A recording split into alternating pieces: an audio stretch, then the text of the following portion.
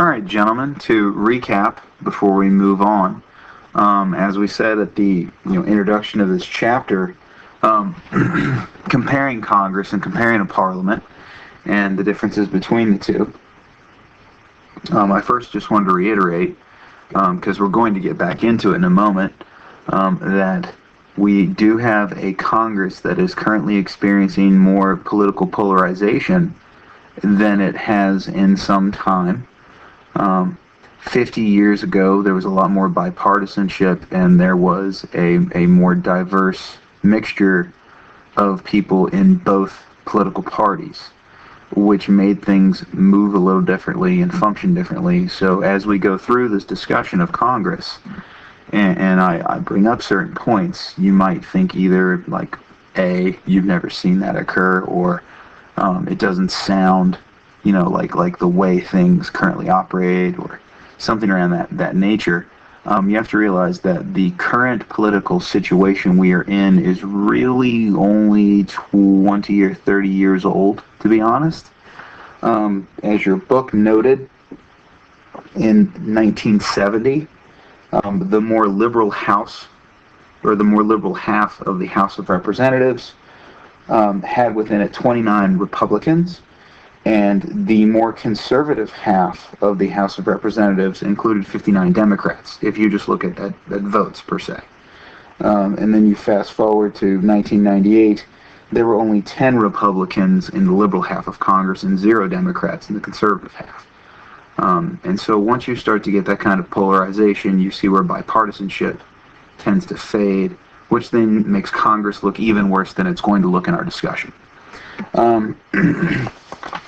I would also like to remind you, before we move forward, as we said, Congress has never functioned as idyllically as the founders might have hoped.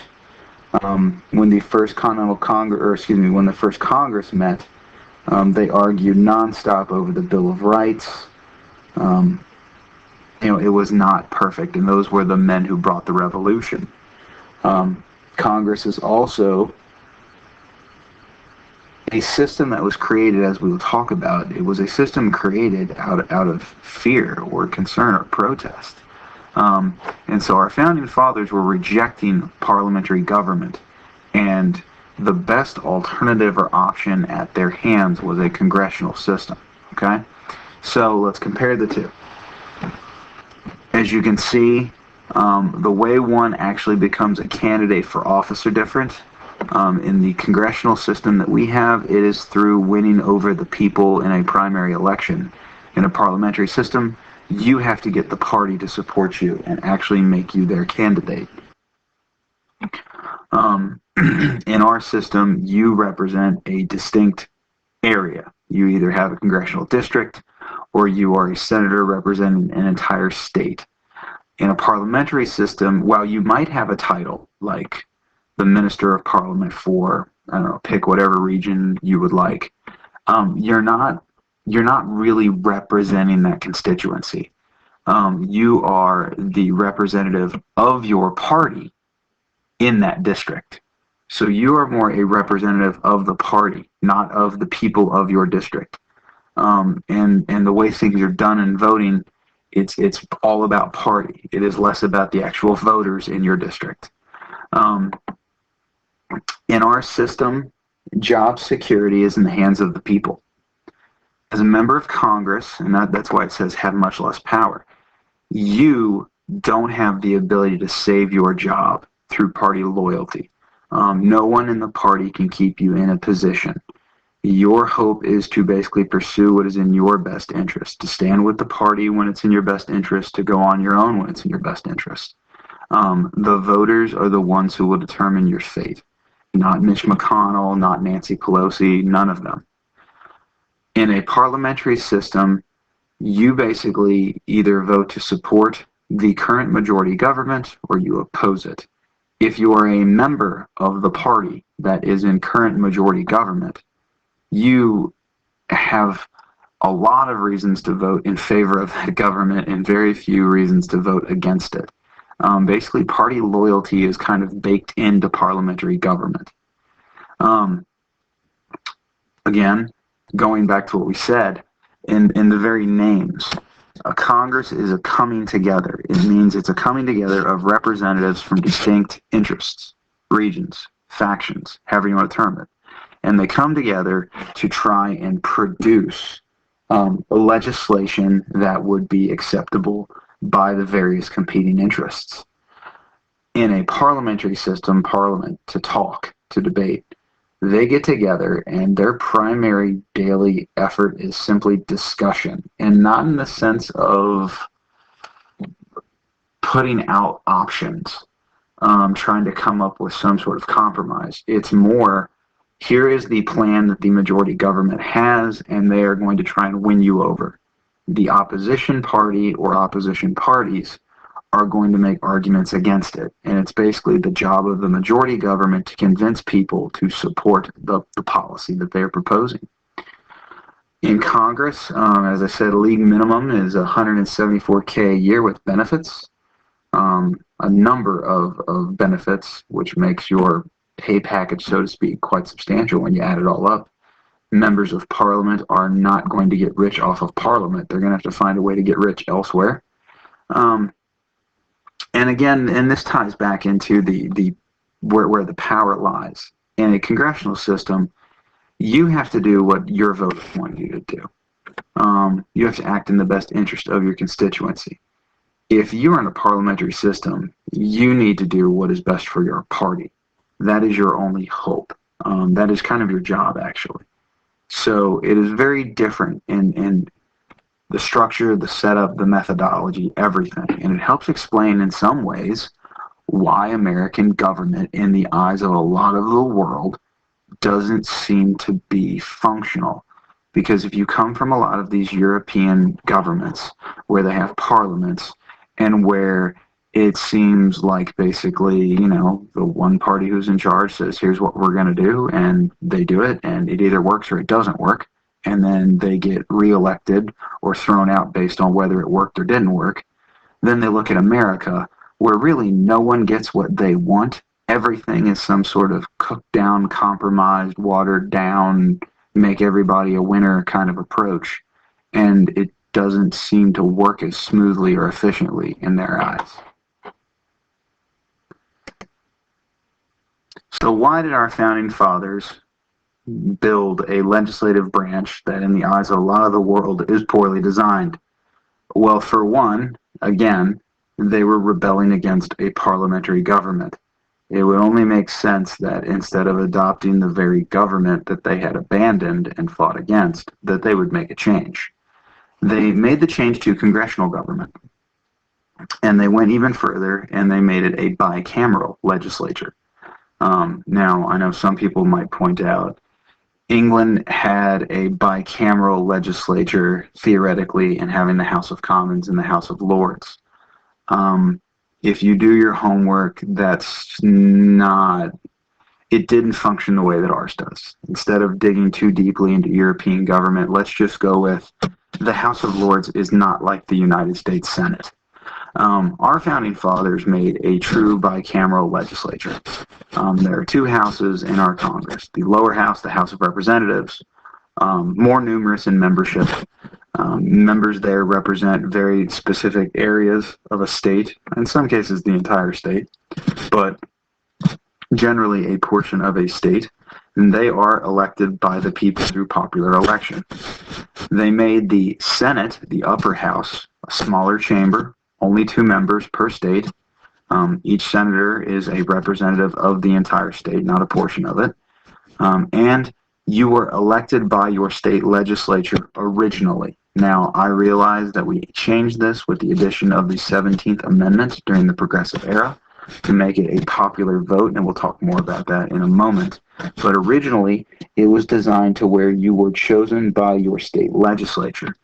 And the reason for that was another degree of protection from the tyranny of the majority. Our founding fathers, again, their concerns were liberty and the avoidance of tyranny or governmental abuse. And they understood that a popularly elected government could become tyrannical just as quickly as any other form of government. And so they built in a little fallback safety valve, so to speak, in the fact that the Senate was not at the mercy of the people at large. The idea being you might be able to get a handful of people to maybe take control of some state legislatures, meaning that some of the United States Senate might fall victim to some sort of mob rule or demagoguery. But the concept that a majority of the Senate seats in our country would be determined by some sort of, again, mob rule or demagoguery or tyranny of the masses, it just seemed like a stretch. Like that was going a little too far. And so that is why it was originally designed to where the average man did not have a say in the Senate, in the election of the Senate. Now, looking at Congress, there is another issue, and we've touched upon it a little bit. And the problem comes down to, how powerful is Congress and how effectively does it move? And we're talking about Congress in general, but also each house of Congress. And it comes back to the age-old debate of centralization versus decentralization. If you want to have quick and decisive movement, if you want to see a streamlined process with minimal debate, minimal argument, then you need to have a more centralized power structure in your legislative branch, which means you need to put a lot of the power in the hands of a few individuals. In the case of the Senate, let's just go ahead and use the Senate as an example. You need the Senate Majority Leader, the Senate Majority Whip, a few leading committee members. You need them to basically have the ability to steamroll and bully everyone. You need them to have the ability to stop debates. You need them to have the ability to basically intimidate people and manipulate the system and drive legislation through. Now, in doing that, you sacrifice the traditional forms of checks and balances that we've come to expect in our legislative branch, in the form of debate, in the form of multiple committees and subcommittees and hearings and testimonies and all these other things, which are a form of decentralization, which is a way that we take the legislative process and we sort of divvy it out and spread it out. And that way the power is not in one spot, and therefore there's no way to kind of steamroll legislation through. Now, we have had ebbs and flows. There have been periods of strong central leadership in the Congress, and there have been periods of a lack of it. It comes and goes. There is no specific rhyme or reason as to how you can't just take a situation and say, oh, the Congress is going to be weak during that time period. You can obviously make some generalizations. If you have a president who has a very laissez-faire personality or approach to Congress and congressional matters or domestic affairs, if you have a United States that is generally at peace and experiencing economic growth, and not a whole lot of internal or social turmoil, there's a chance that you are going to see possibly a more powerful congressional leadership, because there's not a dynamic, strong-voiced president, controlling the matter. But on the same token, taking some of those things I just said, you also might not have a very strong, charismatic personality driving the United States Congress, because there's nothing really there to drive. If everything's kind of, good to go status quo, you might not have the powerful centralized leadership that you need to have kind of a streamlined congressional process. So it comes and goes. One thing I can say is you do see in the history of the United States Congress a few very powerful speakers. Two of them are from the progressive time period, which helps explain things, because you might remember the progressive era coming hot off the heels of the Gilded Age, and in some cases overlapping it. An era of incredible political polarization and partisanship. So in an era of intense partisanship, you would assume that the speaker, the majority leader, is going to basically be fighting tooth and nail to keep everybody in line, because there is no bipartisanship to be had. So that explains why Thomas Reed, one, you should be more familiar with Joseph Cannon. If for no other reason, you might remember learning about him in American history and how progressives disliked him, but Taft needed to sort of make an alliance with him anyhow. So as you can see, these men, two of them in the progressive era, and then Sam Rayburn, he kind of came and went, but basically from the 40s to the early 1960s. Now, you can see that these, for example, Sam Rayburn, who's a good example, he was there during FDR and the early Truman years. He was there for the later Truman years. He was also there for the Eisenhower years. So you can see that here we have a speaker who, over multiple presidencies, both parties, was able to sort of maintain control of his House. So it is not just a party thing, or it's not necessarily dependent on the president's personality. Obviously, changing situations. That goes back to what I said. I can't predict what's going to be happening in the Congress. It kind of just depends on the people that are involved. But I would like to point out, again, we have had a trend since, I would say, basically the end of Mr. Rayburn's tenure as Speaker of the House. We have seen a movement towards decentralization. Ever since the early 1960s, there had been a trend towards decentralization. There was less control in the House, and you have more people in Congress kind of going rogue, so to speak, doing their own thing. You had less people falling in line all the time. That has reversed course a bit in the last 20 years, in the last 10 especially, with the incredible growth of partisan polarization. We are starting to see a little more of everybody lining up lockstep behind the speaker or the minority leader or whatever. We saw that in the recent impeachment votes. We've seen that in a number of matters over the last few years. Now, that is not to say that Nancy Pelosi has as much control over the House as Joseph Cannon did 100 plus years ago. The speakers of today are not near as powerful as some of those men were, but the pendulum is shifting back towards more centralization in Congress. The question is it going to make it all the way back?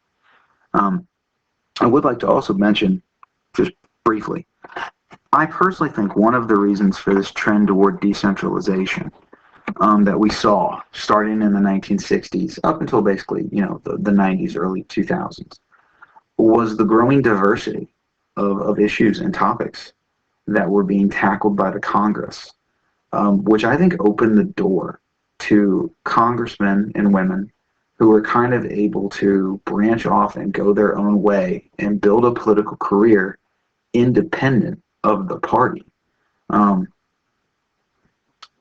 Since we talked about it in our last unit, the civil rights movement or the gay rights movement or whatever you might want to choose, as those issues and matters came to the forefront and came to be part of the American political agenda, that opened the possibility for a person to kind of make a name for themselves in an area that might not be a focus of the party or the party leadership.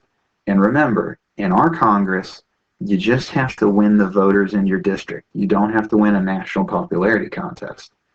And so I would argue that maybe the growing diversity of issues and topics, programs, and government funds and such, that opened the door for more and more people in Congress to build careers following their own sort of agendas. But as I said, it has made a reversal in its trend the last 10 years or so. Looking at, we'll go back to the various powers to kind of wrap it up, at least this talk on 9.2. So let's look at each house individually for a moment. The House of Representatives. For one thing, there seems to be there's a lot of misunderstanding, obviously, with our Congress. But the idea that the Speaker of the House wields this immense power, it does at times, and at other times not so much. The Speaker does have an enormous amount of power, and it is one of the most prized jobs in all of the United States government. But you have to realize that the House of Representatives is a large, unwieldy organization, 435 members, which means if you, as the Speaker of the House, truly want to wield power, you have to have an iron grip over 218 votes. You have to be able to walk in the room and know you're going to get 218 votes. That is a lot of people to convince. That is a lot of people to win over. If your political party does have a small majority in the House, let's say you have a 240 member, you have 240, right? You can only afford, 22 defections? You can only afford for 22 of your members to go to the other side before you've lost your majority. That's not a lot of wiggle room. And again, remember, it all comes back to what is the issue at hand, and how do people's home districts feel about it, You got to think about those swing districts, that person who just recently pulled off the upset, last year in an election. That person is on a razor's edge, and their career hangs in the balance, and the Speaker can't get them reelected. They've got to get themselves reelected. And so the large size of the House of Representatives means that, yes, the Speaker is an important person. The Speaker has a lot of power, and we'll talk more about the Speaker coming up. But honestly, a lot of the power in the House lies in the hands of the committee chairs, the people who sit as the chairman of the various committees. We will talk a lot more about committees when we look at the actual work of Congress, but that is where most of the work is done. As I said previously, we have this image that Congress is this big chamber where hundreds of statesmen and women gather and eloquent speeches are delivered, and that's where the business is done. The truth is the business is done in small meeting rooms where a handful of congresspersons and their aides sit around and chit-chat, and if you really do some digging on YouTube, you find them. Otherwise, it is not like the movies. There is not some moving Winston Churchill-like speech before the House. So the Speaker, and that is where the Speaker does have, I would say, more authority or more influence than they have in the actual chamber. It is in appointing or approving committee chairmanships. It is in basically determining who is on committees. What is the makeup of the committees. I will also say the individual in the House, as it says up here, this is where you get back into that centralization versus decentralization. If you want to actually have a streamlined process in the House, you're going to have a group, a power group. But that means you can't do it on your own. It's just too large for one person to really stiff arm it all. And so you're going to need a group. And that means that the House is not the branch in which, or the chamber in which, you can just kind of blow through it. You can't count on a Dan Webster or a Henry Clay, even men of that stature, men that are remembered and revered as titans of American politics. They weren't able to just simply force Congress to go the way that they want. If you look at Henry Clay's record, so to speak, and look at the deals he had to make to get his famed compromises through, he was a salesman. He did not have the ability to just force that chamber to follow his lead. And not to mention, if you're the Speaker of the House, the last thing you want is some loudmouth congressman basically preventing you from running your chamber the way you want. So there is a desire amongst House leadership to prevent kind of powerful, charismatic leadership from emerging in general. And the House in general doesn't like it when the Speaker gets too big for their britches. And so it's kind of this interesting battle between the two groups trying to limit each other's power, which means no one ends up really powerful enough to do anything. The Senate is smaller, obviously, only 100 members. And that means it's small enough that you can do things differently. For example, there's no limit on debate. There's no time limit.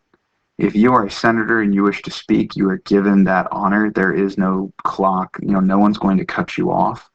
Um, you have to realize this is, the largest Senate, we ever had for much of America's history.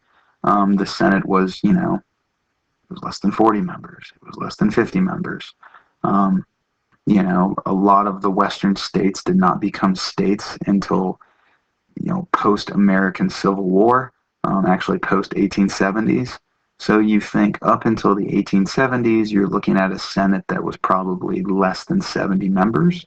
And so with a house that small, you can get away with a lot fewer rules. There is no actual big rules committee setting all the rules and regulations like you do in the House. You have to have that in the House. It's just too many people and too many voices.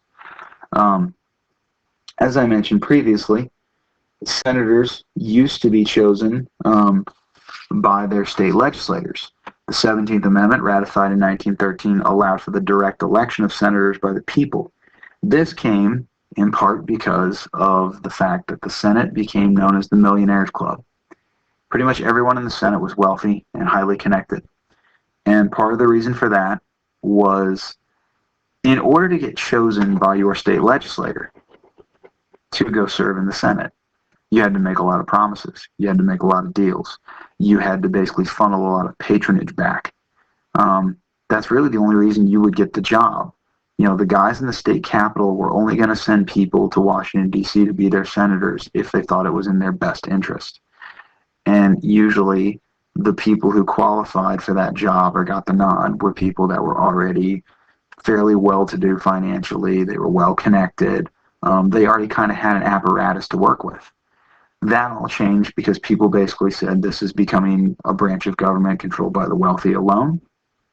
The 17th Amendment changed all of that. Interestingly enough, if you think about it, in order for the 17th Amendment to even have a chance to be ratified, it had to go through the United States Senate. So the United States senators authorized an amendment that changed the way they would get and keep their jobs. The reason for this, historians have long argued, is they were pretty convinced that it was going to happen one way or another. And if they cooperated, that would be the only change they would have to endure. That is really the only change that was being presented to them, the way they got elected. There was nothing about ending the filibuster. There was nothing about changing terms, any of that sort of stuff. And so the theory is senators took this as something they would learn to live with. Speaking of the filibuster, the ability for a senator to speak or a number of senators to speak one after another to delay legislation. This has been a weapon that has been used on and off over the history of the United States Senate. It has been used by both parties. It has been used by both conservatives and liberals. It has been used for all sort of purposes. The first serious effort, though, to put limits on the filibuster came in 1917, as your book said. Woodrow Wilson had basically tried the Senate to pass several foreign policy measures, and they filibustered it, and Woodrow Wilson railed at the fact that, as he termed it, 11 willful men were preventing the business of our country. And thus Rule 22 was adopted, which created the vote of cloture. There was fear with war looming that we might be in a situation where the Senate could prevent the president from doing what needed to be done. And so they added this concept of a vote of cloture, where if 2/3 of the United States Senate voted to end debate, you could end debate and have a vote. That number has since been reduced to 60, but when they originally passed it, it was 2/3. Interestingly enough, they had to use it in 1919 to end a 55-day filibuster to discuss the Treaty of Versailles. So a vote of cloture went into effect or was tried pretty early on in its history. But outside of the rule of cloture, there has never been an attempt to truly end filibuster. While everyone complains about it, deep down inside, senators don't want to totally take it away because you never know when you're going to need it, right? It's one of those, it sounds like a great idea to take it away from everybody, but you never know when it might become your best friend.